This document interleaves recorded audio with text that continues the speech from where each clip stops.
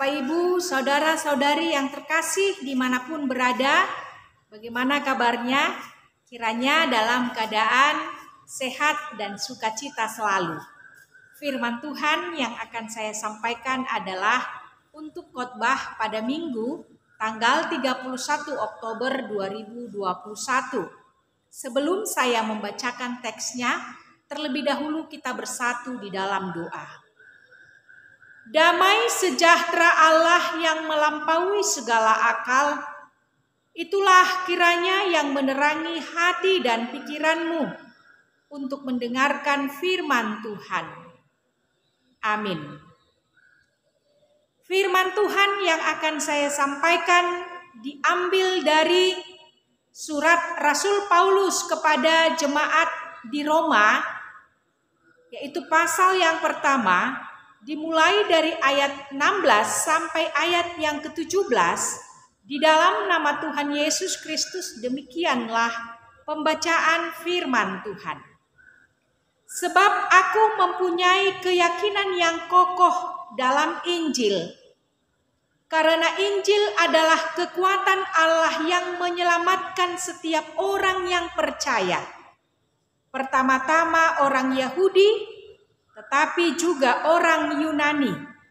Sebab di dalamnya nyata kebenaran Allah yang bertolak dari iman dan memimpin kepada iman. Seperti ada tertulis, orang benar akan hidup oleh iman. Demikianlah pembacaan firman Tuhan.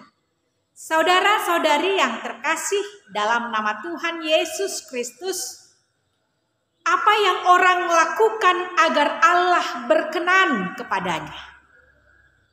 Pada zaman jemaat perdana, orang Kristen Yahudi dan orang Kristen non-Yahudi kadang-kadang tidak sepakat mengenai bagaimana manusia itu dibenarkan, bagaimana manusia itu diterima oleh Allah, dan bagaimana pengikut Kristus seharusnya hidup. Orang Yahudi meyakini mereka dibenarkan hanya dengan melakukan hukum Taurat, tetapi orang Kristen non-Yahudi menolaknya. Jika kita membaca surat Roma, maka kita akan menemukan apa yang dikatakan oleh Rasul Paulus kepada orang Kristen Yahudi dan orang Kristen non-Yahudi mengenai jalan Allah yang penuh kuasa untuk menyelamatkan manusia dari dosa dan menerima mereka sebagai umatnya. Setiap tanggal 31 Oktober kita memperingati reformasi Martin Luther yang telah berjuang untuk mengembalikan fungsi dan peran gereja ke arah kebenaran. Kita telah menerima buah reformasi tersebut dan kita percaya kasih karunia Tuhan adalah anugerah yang telah menyelamatkan kita di bumi dan di sorga kelak. Pengajaran Martin Luther yang sangat terkenal adalah Solus Christi, Sola Gratia, Sola Fide, Sola Scriptura, Soli Deo Gloria. Keselamatan adalah pemberian Allah kepada manusia di dalam Yesus Kristus. Manusia diselamatkan hanya oleh anugerahnya karena Kristus hanya melalui iman. Manusia dapat yakin akan hal ini hanya oleh firman yang tertulis di dalam Alkitab, dan firman-Nya juga yang menuntun kita dengan benar untuk mengucapkan kemuliaan bagi Allah.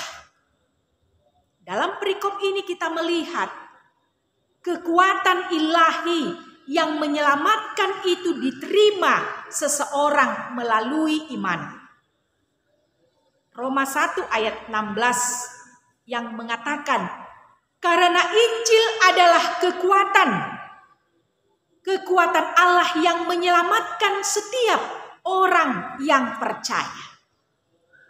Saudara-saudari yang terkasih, topik perikop ini adalah Injil yang membaharui. Rasul Paulus telah menerima Injil, dan Injil itu sungguh-sungguh membaharui, mengubah hidupnya. Bukan hanya menerima saja, tetapi Rasul Paulus diberi tugas untuk memberitakan Injil. Dengan baik sekali, Paulus menyebutkan Injil adalah kekuatan Allah yang menyelamatkan setiap orang yang percaya. Injil adalah kabar baik, kabar sukacita bagi orang-orang yang mau menerima Yesus sebagai Tuhan dan Juru Selamat. Ada sebuah ilustrasi seorang kakek yang hidup di suatu perkebunan, di suatu pegunungan di sebelah timur negara bagian Kentucky, Amerika, dengan cucu lelakinya yang masih muda. Setiap pagi sang kakek bangun lebih awal dan selalu membaca Alkitab di meja makan di dapurnya. Cucu lelakinya ingin sekali menjadi seperti kakeknya dan mencoba untuk menirunya dalam cara apapun semampunya. Suatu hari sang cucu bertanya, "Kakek, aku mencoba untuk membaca Alkitab seperti yang kakek lakukan setiap hari, tetapi aku tidak memahaminya. Dan apa yang aku pahami, aku lupakan secepat aku menutup buku." Apa sih kebaikan dari membaca Alkitab? Lalu dengan tenang kakek mengambil keranjang tempat arang, lalu melubangi keranjang tersebut dan ia menjawab, "Bawalah keranjang ini ke sungai dan bawa kemari lagi penuh dengan air." Maka sang cucu melakukan seperti yang diperintahkan oleh kakeknya. Tetapi semua air habis menetes sebelum tiba di depan rumahnya. Kakeknya tertawa dan berkata, "Lain kali kamu harus melakukannya lebih cepat lagi." Maka ia menyuruh cucunya kembali ke sungai dengan keranjang tersebut untuk mencoba lagi. Sang cucu berlari lebih cepat, tetapi tetap saja lagi-lagi keranjangnya kosong. Sebelum ia tiba di depan rumah, air sudah habis dalam keranjang tersebut. Dengan terengah-engah, ia berkata kepada kakeknya bahwa mustahil ia bisa membawa air dari sungai dengan keranjang yang sudah dilubangi. Maka sang cucu mengambil ember sebagai gantinya. Tetapi sang kakek menjawab, "Aku tidak mau ember itu. Aku hanya mau keranjang arang itu. Ayolah, usaha kamu kurang cukup." Maka sang kakek pergi lagi keluar pintu untuk mengamati usaha cucu laki-lakinya itu. Cucunya yakin sekali bahwa hal itu mustahil. Tetapi ia tetap ingin menunjukkan kepada kakeknya. Biar sekalipun ia berlari-lari secepat-cepatnya, air tetap akan bocor keluar. Sebelum ia sampai ke rumah, air sudah habis dari keranjang tersebut. Cucunya melakukannya secara berulang-ulang, tetapi ketika sampai di depan kakeknya, keranjang itu tetap menjadi kosong. Akhirnya ia kembali berkata, "Lihat kakek, percuma saja." Kakeknya menjawab, "Jadi kamu pikir percuma? Lihatlah keranjangnya." Sang cucu menurut, ia melihat ke dalam keranjangnya dan untuk pertama kalinya ia menyadari bahwa keranjang itu sekarang berbeda. Keranjang itu telah berubah dari keranjang arang yang tua dan sangat kotor dan kini menjadi bersih dari luar dan dalamnya. Lalu kakeknya berkata, "Cucuku, hal itulah yang terjadi ketika kamu membaca Alkitab, kamu tidak bisa memahami atau ingat segalanya, tetapi ketika kamu membacanya lagi, kamu akan berubah luar dan dalam. Itu adalah karunia dari Allah di dalam hidup kita. Injil yang kita baca dan dengar dapat membaharui hidup kita menjadi bersih dari dalam dan dari luar. Saudara-saudari yang terkasih di dalam nama Tuhan Yesus Kristus, seringkali kita sebagai orang percaya memperlakukan Injil terlalu kecil dan dunia terlalu besar sehingga kita tidak ada keberanian untuk bersaksi. Karena Injil belum kita hayati sebagai kekuatan Allah yang dahsyat. Kita juga kadang menganggap bahwa Injil terlalu kecil dan merasa diri kita terlalu besar, sehingga yang menonjol adalah keakuan, sehingga kita menyombongkan diri, merasa mampu untuk mengatasi segala masalah kehidupan dengan kekuatan kita sendiri. Padahal semua manusia sudah berdosa dan pasti memiliki keterbatasan. Maka pastilah dengan usaha sendiri tidak mungkin manusia dapat melakukan dan menyelesaikannya. Injil telah membawa terang, membawa kemajuan, membawa pembaharuan bagi orang Batak yang ada di Tapanuli. Injil Kristus bukan saja mempengaruhi kepercayaan tradisional suku Batak, tetapi juga pola berpikir dan sikap hidupnya. Bahkan peranan dan makna adat Batak sendiri sudah banyak berubah dan disesuaikan dengan ajaran kekristenan. Khususnya di dalam peranan dan posisi perempuan terjadi sebuah perubahan. Pendidikan yang dilakukan oleh misionaris memberi kesempatan bagi anak-anak orang Batak untuk masuk sekolah, baik itu perempuan maupun laki-laki. Anak-anak perempuan pun jadi boleh keluar rumah memasuki sekolah bersama-sama dengan anak laki-laki tanpa perbedaan. Sebelum Injil datang, perempuan kerjanya hanya kerja di rumah, mencuci, memasak, dan melahirkan. Namun dengan Injil, anak-anak perempuan dapat melihat terang yang sesungguhnya. Injil telah membawa pembaharuan di dalam kehidupan orang Batak. Dan semua ini disebut hamajuon yang dibawa oleh Injil, yang diberitakan oleh para misionaris ke tanah Batak. Saudara-saudari yang terkasih, maka melalui teks perikop ini, dua hal yang mau disampaikan kepada kita. Yang pertama adalah Injil adalah kekuatan Allah karena Ia menebus dan menyelamatkan kita. Dulu kita hidup di dalam kegelapan sebelum kita menerima dan mempercayai Injil. Namun setelah kita menerimanya, kita hidup di dalam terangnya yang ajaib. Dulu kita sebelum percaya kepada Injil, hidup kita penuh dengan sebuah hal yang tidak baik. Hidup di dalam kegelapan. Tetapi setelah kita menjadi percaya kepadanya, banyak hal pembaharuan yang kita terima di dalam kehidupan kita. Banyak hal kebaikan yang kita terima dari Tuhan. Kristus sudah mengaruniakan keselamatan bagi kita. Sudah seharusnya kita tampil menjadi orang Kristen yang berbeda dengan hidup dalam pertobatan.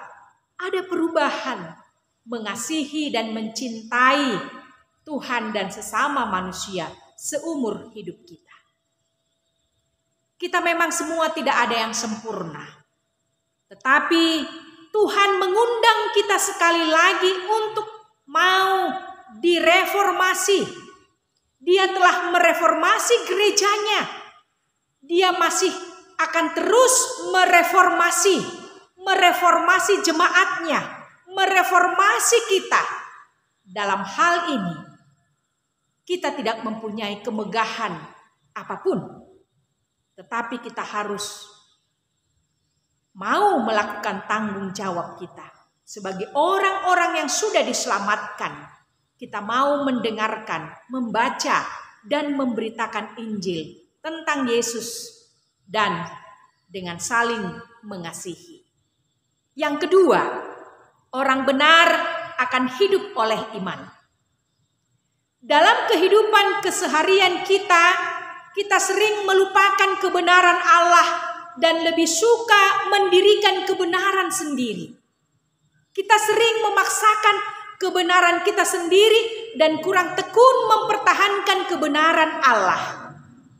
Karena itu, biarlah Injil yang sudah kita dengar, yang kita percayai akan mengubah hidup kita agar kita boleh hidup di dalam kebenaran Allah.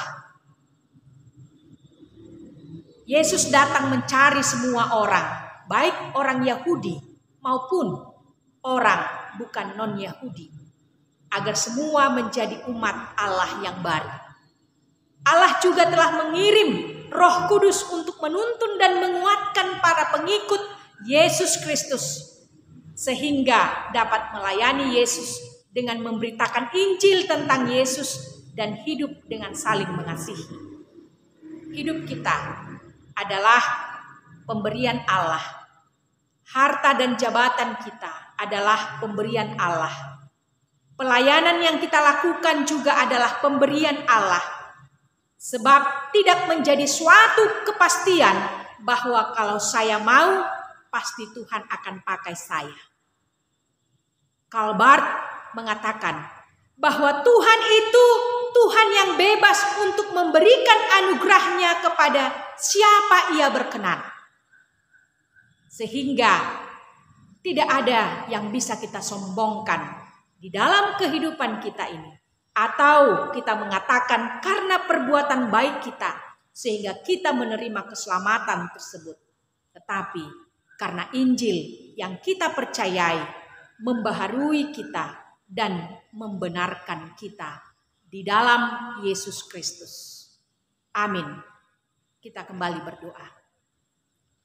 Kami sungguh bersyukur dan berterima kasih, ya Allah Bapa di sorga, buat berita sukacita yang telah kami dengarkan. Injil keselamatan yang telah kami terima dan percayai. Sehingga kami menerima anugerah-Mu Tuhan. Kami tidak layak, tetapi Tuhan melayakkan kami menerimanya.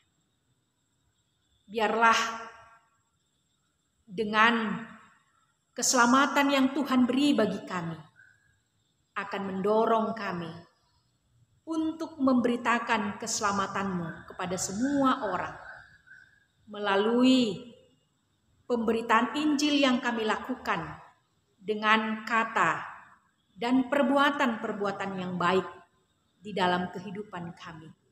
Dan itu menjadi khotbah yang hidup yang bisa didengarkan dan dirasakan oleh orang-orang yang ada di sekeliling kami. Kami juga berdoa, ya Tuhan, buat seluruh warga jemaat-Mu dimanapun mereka berada. Biarlah Tuhan yang memberkati setiap pekerjaan mereka, sehingga menghasilkan buah yang baik. Bagi yang sedang sakit, terbaring lemah di rumah maupun di rumah sakit, Tuhanlah yang menjamah tubuh mereka, memberikan kesembuhan dan kesehatan.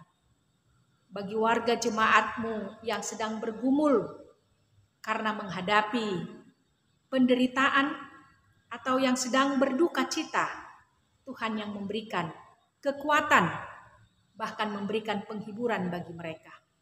Sehingga mereka memiliki pengharapan yang tertuju hanya kepada Kristus Yesus, Juru Selamat kehidupan kami. Amin.